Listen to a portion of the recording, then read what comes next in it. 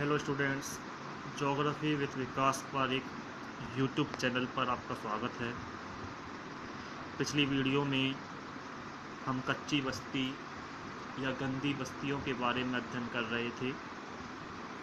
आज उसी क्रम में इस टॉपिक को और विस्तार से जानेंगे। पुराने टॉपिक से एक बार दोबारा जोड़ने का प्रयास करते हैं।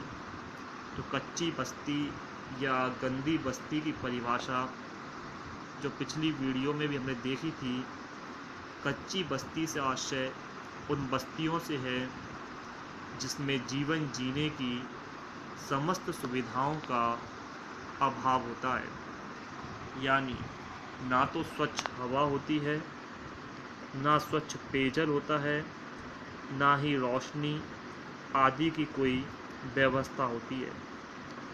ये ऐसी बस्तियां होती हैं जहां अपराध लगातार बढ़ते रहते हैं और जनसंख्या घनत्व भी यहाँ पर अधिक पाया जाता है। तो ऐसी स्थिति में कच्ची बस्ती ऐसी बस्तियों को कह सकते हैं जहाँ मूलभूत सुविधाओं का अभाव होता है।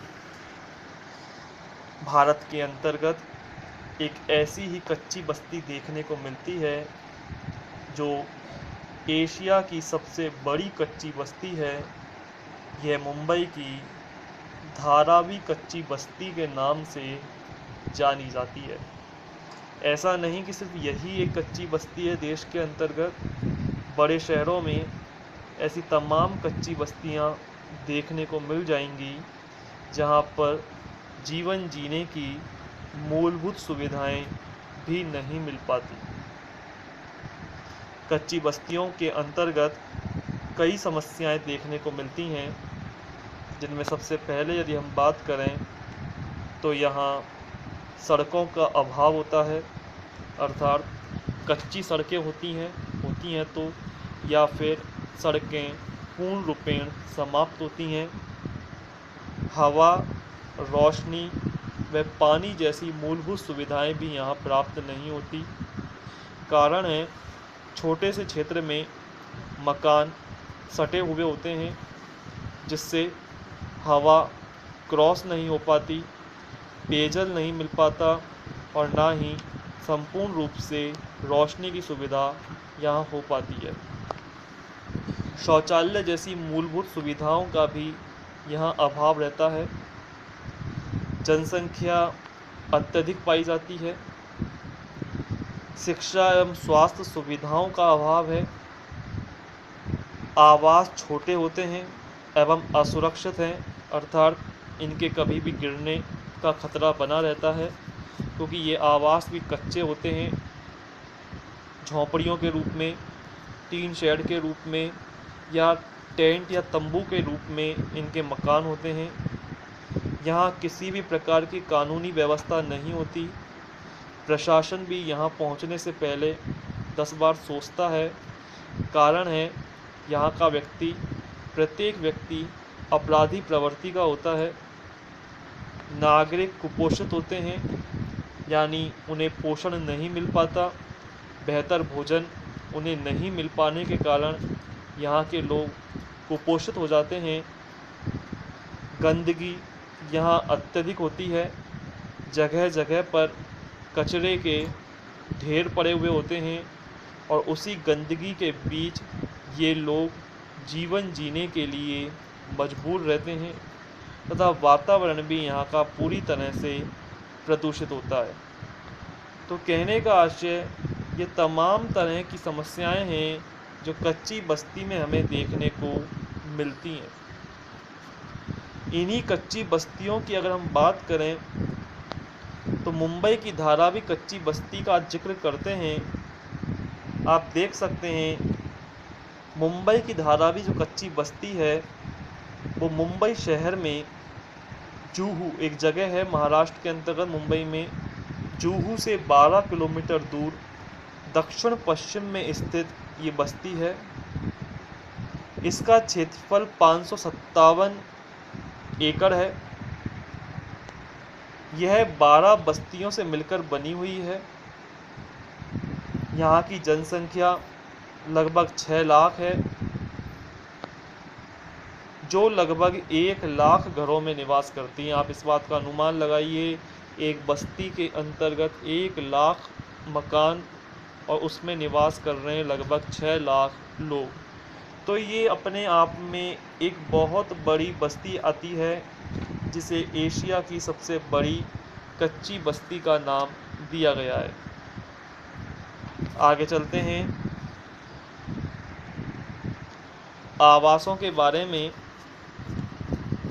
तो संपूर्ण बस्ती में जो आवास बसे हुए हैं वो अस्थायी आवास हैं। अस्थायी का मतलब होता है जिनका स्थान निश्चित नहीं होता। ये अवैध रूप से यहाँ बसे हुए हैं। कभी भी सरकार इनको गैर कानूनी घोषित करके इनको ध्वस्त कर सकती है, लेकिन फिर भी ये लंबे समय से यहाँ निवास कर रहे हैं। अधिकांश मकान 2 से 3 मंजिला हैं। जितने भी मकान हैं वो लगभग एक एक कमरे के मकान हैं, जिसमें 10 से 15 व्यक्ति एक साथ निवास करते हैं। तो इस बात का आप अनुमान लगा सकते हैं कि जब इतनी मात्रा में एक ही कमरे में लोग निवास करते हैं तो विभिन्न तरह की बीमारियां और प्रदूषण किस तरह से फैलता होगा। कारण है लोग ग्रामीण क्षेत्रों से शहरी क्षेत्रों की ओर रोजगार की तलाश में आते हैं। रोजगार तो मिल जाता है लेकिन आवास नहीं मिल पाता। परिणामतः सर छुपाने के लिए इन्हें जहाँ जगह मिलती है ये उस क्षेत्र में निवास करना प्रारंभ कर देते हैं।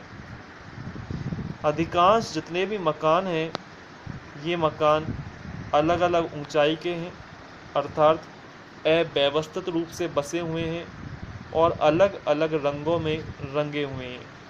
यानी इनका कोई आकार नहीं है, अनाकार प्रतिरूप हम इसको कह सकते हैं, जिसका कोई आकार ना हो।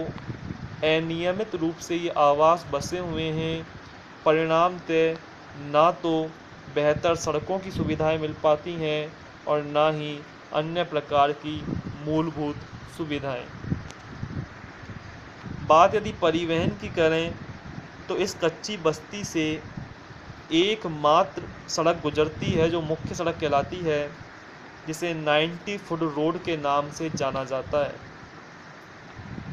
90 फुट। प्राचीन समय में इस बस्ती के बसने से पहले 90 फुट चौड़ी यहाँ से एक सड़क गुजरा करती थी। धीरे धीरे इस सड़क के दोनों ओर अतिक्रमण होते चले गए और आज यहाँ की सड़कें इतनी संकरी हो चुकी हैं कि इसमें ऑटो रिक्शा भी प्रवेश नहीं कर सकता। यानी तिपहिया वाहनों का प्रवेश भी यहाँ मुश्किल है। और कुछ गलियाँ तो इतनी संकरी हैं कि एक साइकिल भी मुश्किल से गुजर पाती है। इस बात का अनुमान लगा सकते हैं कि गलियाँ इतनी संकरी हैं और उन्हीं गलियों में से निवासी आवागमन करते हैं, यात्राएं करते हैं, परिवहन करते हैं। कारण है जगह का अभाव है। मकान अनियमित रूप से बसे हुए हैं, अनाकार रूप से बसे हुए हैं। परिणामतः यहाँ पर परिवहन की कोई सुविधा नहीं मिल पाती। बात यदि सुविधाओं के बारे में करें तो जैसे हम पहले भी देख चुके हैं, सुविधाएं यहाँ पर कुछ भी नहीं है। इस बस्ती में वायु, प्रकाश और पेयजल की पर्याप्त व्यवस्था नहीं, यानी पीने के लिए भी पानी उपलब्ध नहीं है। लगभग 1500 व्यक्तियों के लिए एक शौचालय है। इस बात का अनुमान लगा सकते हैं कि 1500 व्यक्ति सिर्फ एक शौचालय का इस्तेमाल करते हैं तो भारी समस्याओं का इन्हें सामना करना पड़ता है। जगह जगह गंदे पानी के गड्ढे भरे हुए हैं। कारण है पानी की निकासी की कोई सुविधा नहीं है। लोगों के घरों से निकलने वाला पानी आसपास के ही गड्ढों में एकत्रित होता रहता है। परिणामतः जगह जगह गंदे पानी से भरे हुए गड्ढे हैं। इन गड्ढों में हानिकारक बैक्टीरिया, मच्छर, जीवाणु पनपते रहते हैं, जो यहाँ के निवासियों को बीमार करते हैं। उनके स्वास्थ्य के साथ खिलवाड़ होता रहता है। और सबसे बड़ी चीज़ है कि इस बस्ती में लंबे भूरे चूहे भी हैं, जो प्लेग जैसी बीमारियों को फैलाने में अपना महत्वपूर्ण योगदान देते हैं। प्लेग चूहों के द्वारा फैलाई जाने वाली बीमारी है। ये एक महामारी है जो अतिशीघ्र फैलती है और कुछ ही समय में पूरे के पूरे शहर को अपनी चपेट में ले सकती है। तो यहाँ का जनजीवन अत्यंत ही असुविधाओं में घिरा हुआ है, लेकिन फिर भी लोग यहाँ पर जीवन जीने के लिए मजबूर हैं। आइए आगे चलते हैं। बात यदि रोजगार से संबंधित करें तो इस बस्ती में मुख्यतः जो रोजगार है वो मिट्टी के बर्तन बनाने, अर्थात लोग कुम्हार का कार्य करते हैं, कसीदाकारी, जरी का काम, सोने चांदी के धागे से कपड़ों पर विभिन्न प्रकार की आकृतियाँ उकेरने का कार्य किया जाता है।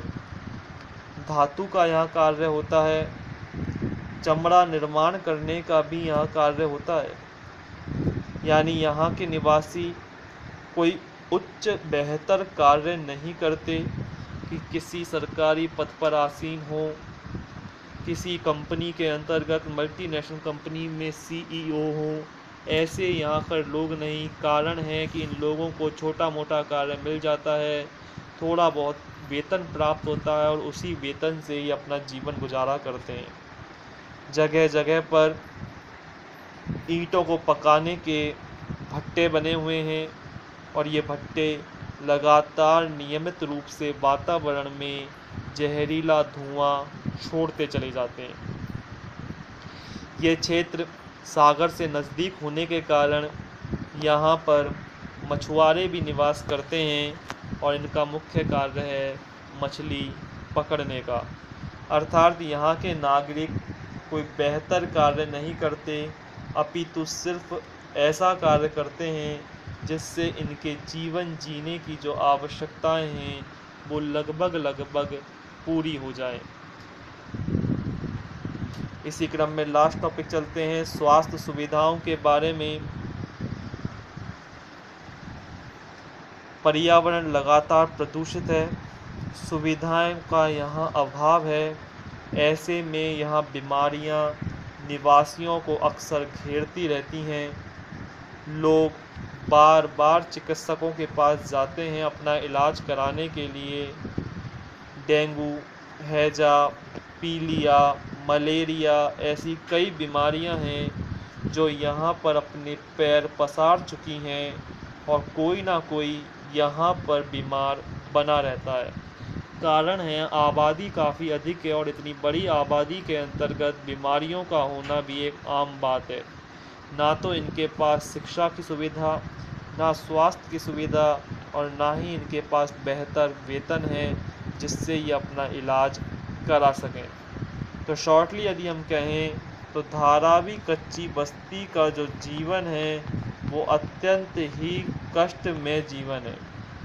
अवैध रूप से बसी हुई ये बस्ती पर कभी भी सरकार ध्वस्त कर सकती है, इसे नष्ट कर सकती है, जिससे लाखों लोगों के सामने सर छुपाने का भी संकट मंडरा सकता है। लेकिन फिर भी हम ये कहेंगे कि यहाँ पर भारी मात्रा में लोग निवास कर रहे हैं और अपने जीवन को जीने के लिए मजबूर हैं। आज के लिए इतना ही काफ़ी है।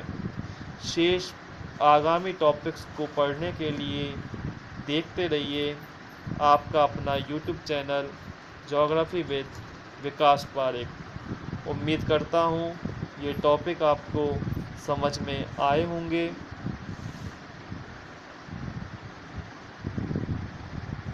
आगे की वीडियो देखते रहिए, नियमित रूप से अध्ययन करते रहिए। जब तक के लिए धन्यवाद।